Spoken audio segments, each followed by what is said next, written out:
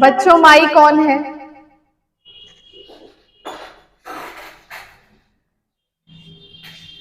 चलो have a look at it. देखो हम डिस्कस करने जा रहे हैं, सीबीएसई का सैंपल पेपर चल रहा है ये, ओके।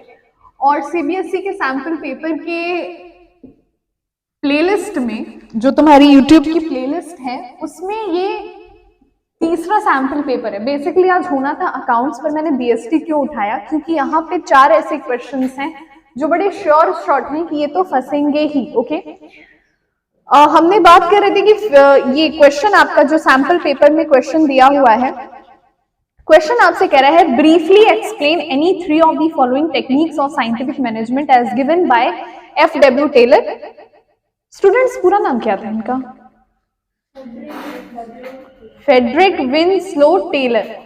विंस्लो को याद करने का मैंने तुम लोग को एक टेक्निक सिखाया था, याद रखो, पूरा नाम भी याद रखो, एक नंबर में छोटी छोटी चीजें पूछ सकता है। Frederick Winslow Taylor.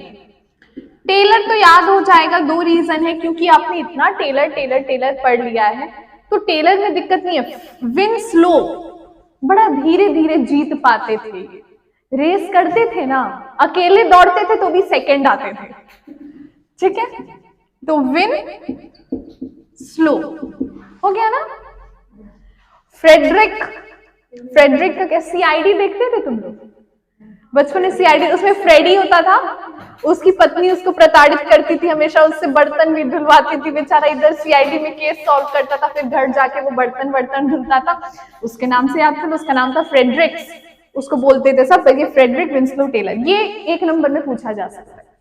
बच्चे मेथड स्टडी की हम बात करते हैं, पहले हम पूरे अच्छे से डिस्कशन कर लेंगे उन सारी पॉइंट्स का। इसने कहा है आप किसी 3 पे नोट्स लिखिए, पर आप चारों को समझिए, फिर जो बेस्ट याद रहेगा एग्जाम में उस पे नोट्स लिखें। बच्चा पहला है मेथड स्टडी। देखो मेथड स्टडी, मेथड का क्या मतलब होता है स्टूडेंट्स? मेथड का मतलब होता है किसी भी काम को करने का तरीका। जैसे तुम मैथ्स के सवाल लगाते होगे, जब अपने स्कूल टीचर्स को याद करो, अभी नहीं है मैथ्स ना, जब था 10th तक तो सबने पढ़ा है, जब था मैथ्स तो वो मेथड एक पढ़ाते थे, और उस टाइम पे अगर तुम ट्यूशन लेते थे तो जनरली होता था कि ट्यूशन टीचर का मेथड दूसरा हो जाता था। अब यहाँ पे 2 तरह के टीचर होते थे स्कूल वाले, एक जिनको रटा रटाया अपना ही मेथड चाहिए, वो बच्चे का नंबर इस बात पे काट देते थे कि तुमने क्यों दूसरा मेथड लगाया है, हालांकि वो मेथड भी 100% सही होता था, तुम बोर्ड्स में उस मेथड से लगाते थे, नंबर पूरे आते थे। और ये एक होते थे, और एक टीचर होते थे जो कहते थे हाँ भाई बच्चे को समझ आना चाहिए, आंसर वो कैसे ला रहा है, कौन से मेथड को यूज करके ला रहा है, वो मैटर नहीं करता है। तो एफ.डब्ल्यू. टेलर की जो मेथड स्टडी थी बच्चों, वो भी कुछ ऐसी ही थी। मेथड स्टडी में उन्होंने बोला था कि भाई देखिए, हम जितने भी मेथड्स का यूज करते हैं, क्यों करते हैं? ऑब्जेक्टिव तक पहुंचने को। सबको एक कस्टमाइज्ड गोल दिया गया होता है, उस गोल तक पहुंचने को। अब ये कह रहे हैं कि भाई ठीक है, एम्प्लॉय ने जो मेथड लगाना है लगाने दीजिए। जैसे हम ही लोग जब ओपीएसआर और एनपीएसआर निकालते हैं तो तुम लोग एलसीएम वाला मेथड ज्यादा प्रेफर करते हो, मैं क्या प्रेफर करती हूँ, मैं न्यूमरेटर को इक्वल करने के लिए न्यूमरेटर को इक्वल करने के लिए मैं उसका मल्टीप्लिकेशन कर देती हूँ, क्योंकि मेरे को वो आसान पड़ता है। बात तो सेम है, तुम्हें एलसीएम आसान पड़ता है, मुझे वो आसान पड़ता है। तो एफ.डब्ल्यू. टेलर ने मेथड स्टडी में 2 बातें की। पहले तो उन्हें बोला कि देखिए, मेथड स्टडी का मतलब ये है कि किसी भी काम को करने का तरीका, जो वर्कर जिस तरीके में इंटरेस्टेड है नंबर 1, और जिस तरीके में वो एफिशिएंट है, कुशल है, उसको उसी तरीके से काम करने दिया जाना चाहिए। मतलब आप कोई ऐसा मेथड लेके मत चलिए, या ऐसा मेथड उस पर मत थोपिए जिस मेथड की वजह से काम में भी विलंब हो और वर्कर क्या हो जाएगा, डीमोटिवेटेड हो जाएगा, अनइंटरेस्टेड हो जाएगा। तो ये हो गई थी हमारी मेथड स्टडी। देखो मेथड स्टडी में जो सीबीएसई का आंसर है वो मैं रीड कर रही हूँ, जरा ध्यान से सुनना। एग्जैक्टली यही थोड़ा बहुत मैंने अपने वर्ड्स लिखवाए हैं नोट्स में तुम लोग को, जिससे जो टफ चीजें समझ में आए। ये मैं क्यों पढ़ के सुना रही हूँ बच्चों, क्योंकि तुम्हें एक आइडिया मिल जाए कि 2 नंबर के लिए सीबीएसई कितना एक्सपेक्ट करता है कि तुम उसको लिख के दोगे। So have listen to it. The object of method study is to find out the best way of doing the job. ठीक है, full stop. There are various methods of doing the job. To determine the best way, there are several parameters, right from procurement of raw materials till the final product is delivered to the customer. Every activity is a part of method study. इतनी बात आपको लिखनी ही लिखनी है, और Taylor का ये principal था। खत्म हो गया क्या? नहीं, सुनो अभी और है। इन्होंने एक एग्जाम्पल यूज किया है, बस एक एग्जाम्पल का नाम यूज किया है, फोर्ड मोटर का एग्जाम्पल यूज किया है कि फोर्ड मोटर ने बहुत अच्छी तरीके से मेथड स्टडी की, ये बुक में भी है फोर्ड मोटर का एग्जाम्पल, और मैंने तुम लोग को नोट्स में लिखवाया था फॉर एग्जाम्पल फोर्ड मोटर्स, वही चीज है। अब यहाँ पे इतना तुमने बच्चे मेथड स्टडी की इंट्रोडक्शन प्रोवाइड कर दी, इस पे कितना नंबर मिलेगा? 2 में से 1.5 नंबर। आधे नंबर का क्या है? तुम्हें बस इतना बताना है कि मेथड स्टडी क्यों जरूरी होता है, क्यों करें मेथड स्टडी, क्यों आपको कम समय में काम करना है। बच्चे तुम खुद सोचो, अगर हम कम समय में काम कर लेते हैं तो हमारी कॉस्ट ऑफ प्रोडक्शन तो कम रहेगी ना स्टूडेंट्स। उतने समय में if you are manufacturing more than the expected rate, then the cost of production will be comparatively less.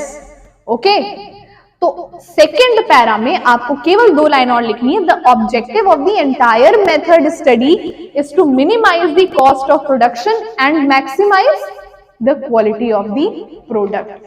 बस यहां पे तुम्हें पूरे 2 के 2 नंबर मिल जाएंगे। जानते हो जब तुम कॉपी में लिखने बैठोगे ना, केवल 6 लाइन होगा, 6 लाइन से ज्यादा नहीं होगा। मेथड स्टडी क्लियर है?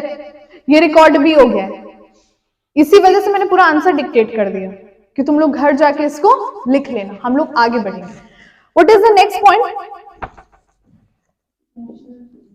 Functional foremanship.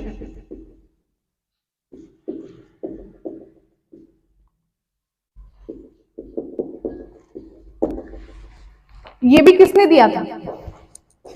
टेलर ने दिया था बच्चों। टेलर ही तो तुम लोग के जीवन में असली तूफान मचा के रखे हैं। हम लोग को लग रहा था 4 ही प्रिंसिपल है, फ्योल को गाली देते थे हम लोग 14 प्रिंसिपल के वाला, और ये तो देखो अलग अलग नाम से प्रिंसिपल देखे गए। देखो फंक्शनल फोरमैनशिप का क्या मतलब होता है? फंक्शनल फोरमैनशिप सबसे इंपॉर्टेंट प्रिंसिपल पे फोकस करता है, प्रिंसिपल नहीं मैं कहूंगी, टेक्निक ऑफ वर्क पे। और फंक्शनल फोरमैनशिप बात करता है डिवीजन ऑफ वर्क के बारे में। एक छोटा सा बात मैं ये कह रही हूँ कि ये जो वीडियो है ये आपको बिजनेस मैनेजमेंट करके प्लेलिस्ट है अपने चैनल पे बीकॉम का, उसमें मिलेगा। क्यों आपके में मैं प्लेलिस्ट में नहीं डालूंगी? इस वजह से बच्चों, क्योंकि वहां पे लगातार अकाउंट्स का चला है, तो जब तक बीएसटी का कोई फुल फ्लेज लेक्चर नहीं रिकॉर्ड होगा नहीं डालेंगे वहां पे। तो अगर आप इसको सर्च करिएगा प्लेलिस्ट में जाके तो ये बीकॉम वाली प्लेलिस्ट में आपको मिलेगा। ठीक है, सो हैव अ लुक।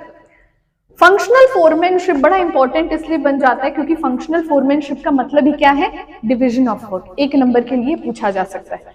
अच्छा, काम को हम किस बेसिस पे डिवाइड करेंगे बच्चों? Skills, qualification. तो पहले तो इन्होंने बताया है क्वालिफिकेशन है, किसका क्वालिफिकेशन? एम्प्लॉयज का। और एक और चीज इन्होंने बोली है स्पेशलाइजेशन। मतलब अगर तुम इनका लिटरल डेफिनेशन पढ़ो तो कहते हैं एक डिपार्टमेंट को एक फ्लोर पे बनाइए। समझ रहे हो? मतलब नीचे वाला floor accounting department, ground floor, first floor production department, second floor purchase department. मतलब उनके कहने का ये मतलब है कि जैसे ही कोई दूसरे फ्लोर पे पहुंचे वो दूसरे डिपार्टमेंट में एंटर करे। इन शॉर्ट काम की डिवीजन को बहुत ही क्लैरिटी के साथ डिवाइड करने को क्या बोला गया है? Functional foremanship.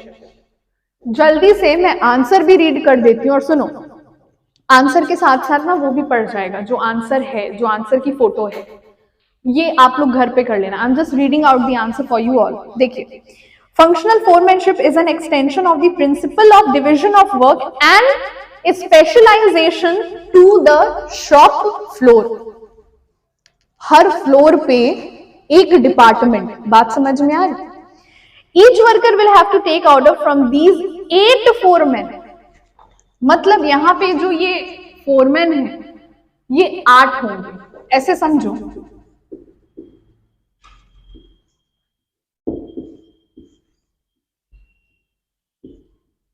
ये मैनेजर है, ठीक है, मूंछ है इसकी, थोड़ा सा इसको बॉसी दिखाने के लिए मैंने बनाया। इस मैनेजर के अंडर 1 2 3 4 5 6 7 8, ये लोग कौन है? कौन है ये? 8 क्या?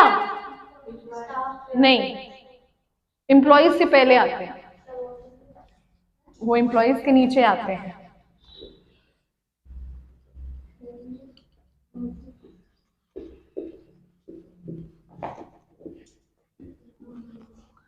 ये लोग इतने ट्रायंगल क्यों हैं? बच्चों समोसा ज्यादा खाते थे, हमेशा समोसा आता था ऑफिस में, तो ये अब समोसे जैसे दिखते भी। देखो, फंक्शनल फोरमैनशिप ये बात बोलता है बच्चे कि हर मैनेजर के अंदर स्टूडेंट्स आपने 8 फोरमैन को एम्प्लॉय करना है, और ये 8 फोरमैन अपने अंडर में डिफरेंट टीम्स बना के हर काम को करेंगे। बात समझ में आ रही? मतलब मैनेजर, परचेज डिपार्टमेंट का मैनेजर, उसके अंडर में 8 फोरमैन, और हर फोरमैन के अंडर में एक टीम जो एक काम को देख रही है, पूरे परचेज प्रोसेस में एक काम देख रही है, बिन कार्ड को मेंटेन करना। क्लियर है? बिन कार्ड का मतलब ये होता है स्टूडेंट्स, जब कोई स्टॉक बाहर से आता है, रॉ मटेरियल बाहर से आता है, तो bin card is a type of रसीद जो आप जैसे लाइब्रेरी में तुम कैसे जानते हो कि तुम्हें थर्मोडायनेमिक्स की किताब कहाँ मिलेगी? भारी भरकम शब्द है ना थर्मोडायनेमिक्स, मैंने भी किसी सीरीज से देख के उठाया, एक्चुअली मुझे पता नहीं है किस सब्जेक्ट का, शायद फिजिक्स में आता है। तो तुम फिजिक्स वाले लेन में जाके देखोगे ना कि थर्मोडायनेमिक्स, केमिस्ट्री भी हो सकता है, जिस सब्जेक्ट का है उस लेन में जाके देखोगे। तुम अकाउंट सेक्शन में नहीं जाओगे, बोलोगे थर्मोडायनेमिक्स की किताब है, ये मत करना, ठीक है? तो वही चीज है, हम उस काम को, जो हमारा काम है परचेज का, हम उसको भी 8 हिस्सों में डिवाइड कर लेंगे, ठीक है? वैसे जनरली ये कोई करता नहीं है, क्योंकि तुम समझ रहे हो कितना सैलरी देना पड़ेगा, कितनी ज्यादा सैलरी देनी पड़ेगी कि 8 बंदे और उनके नीचे फिर 4-5 बंदे, पूरा यहाँ पे तो लग रहा है जैसे जॉइंट फैमिली बनाई रखी है इधर। So see, इसके बाद है each worker will have to take order from 8 foremen in the related process or function of production. Foremen should have intelligence, समझदारी, education, tact, grit, judgment, special knowledge, manual dexterity and energy, honesty and good health. बाप रे बाप, ये तो लग रहा है किसी की शादी की क्वालिफिकेशन है। आपको कैसा लड़का चाहिए? Ma'am, intelligent, education, tactic, judgement, special knowledge, manual. मत करो शादी, डोंट डू इट। आप लड़का नहीं, आप साउथ का हीरो ढूंढ रही हैं। बच्चे, ये सीबीएसई का प्रिस्क्राइब्ड आंसर है, so we have to do it. Since all these qualities, अच्छा अभी सुनो, उसके आगे ही कहते हैं since all these qualities can not be find in a single man. तो आप 5-6, seriously you are thinking that कि मैम 5-6 से कर लेंगे? Too much. तो Taylor proposed, oh God, proposed 8 specialist, मतलब बच्चों प्रपोज का मतलब ऑफर देना भी होता है। ये 8 स्पेशलिस्ट, ये जो स्पेशलिस्ट थे सबके पास एक एक क्वालिटी होगी। यार क्या सीबीएसई करता है? ये हो गया तुम्हारा आंसर किसका? फंक्शनल फोरमैनशिप का, कि काम को डिवाइड करिए, फ्लोर को स्पेशलाइज करिए। 8 फोरमैन जिनके पास ये पूरी क्वालिटी हो, intelligence, education, tact, grit, judgement, special knowledge, lab, manual dexterity, energy, honesty और गुड हेल्थ। गुड हेल्थ वाले बंदे को क्या करोगे? दौड़ाओगे क्या चोर के पीछे? मतलब उसके हेल्थ और फिटनेस से क्या मतलब है यार इधर? Okay, next one, standardisation, number सी।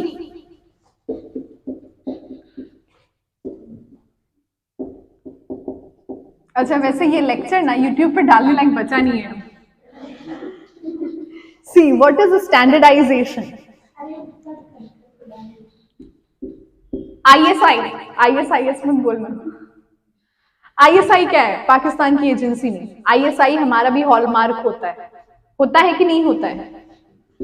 एग मार्क होता है, FPO होता है, FSSAI होता है कि नहीं बच्चों? ये स्टैंडर्ड्स, जब आप BIS भी होता है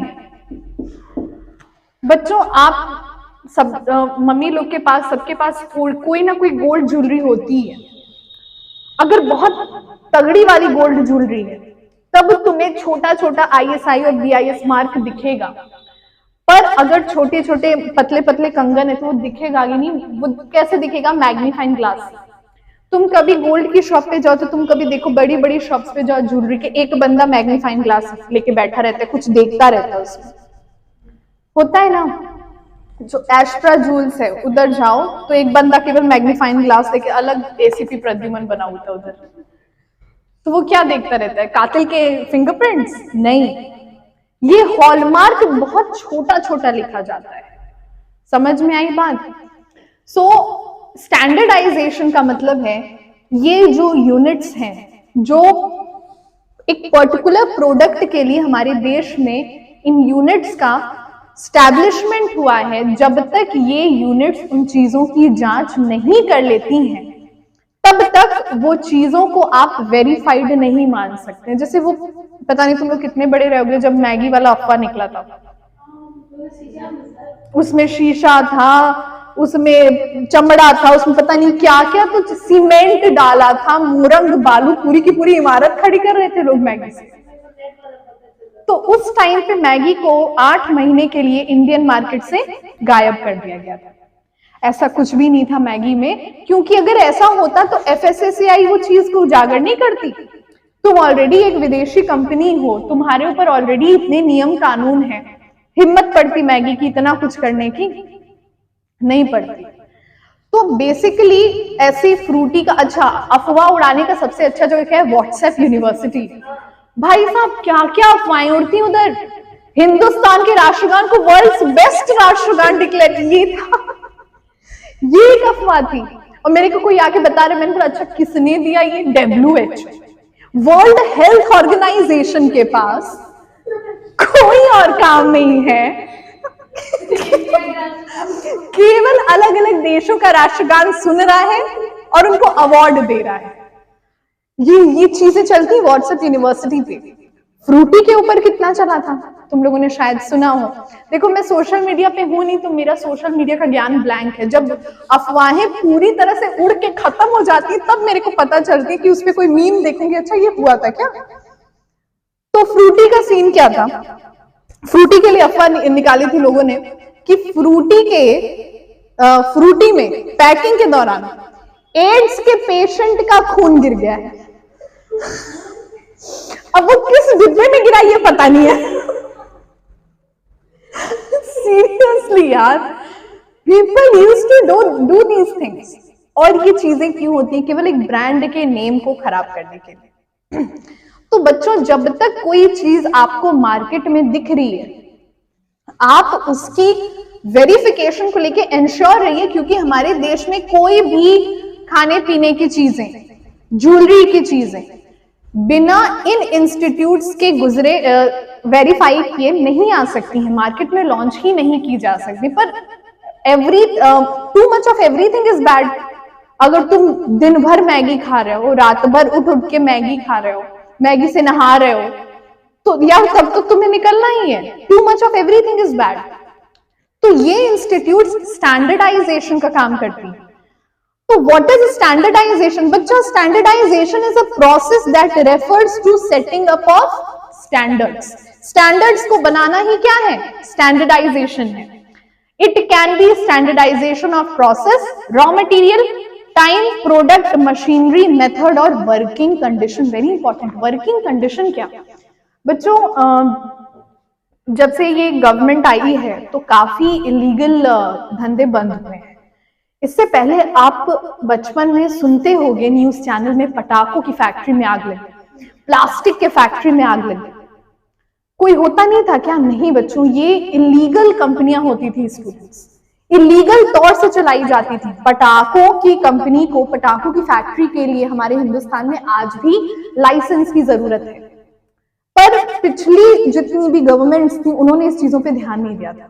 छोटे छोटे बच्चे जिनके पास पैसे नहीं थे, जो गरीब होते थे, they were forced to work in those conditions, जो कि पूरी तरह से गैर कानूनी है। अब जब तुम्हारी फैक्ट्री ही गैर कानूनी है, तुमने सेफ्टी के क्या मेजर्स, पटाखे आर कंप्लीटली लीगल, पर एक फैक्ट्री, पटाखे की फैक्ट्री के लिए आपके पास क्या होना चाहिए? लाइसेंस होना चाहिए। लाइसेंस कैसे मिलता है?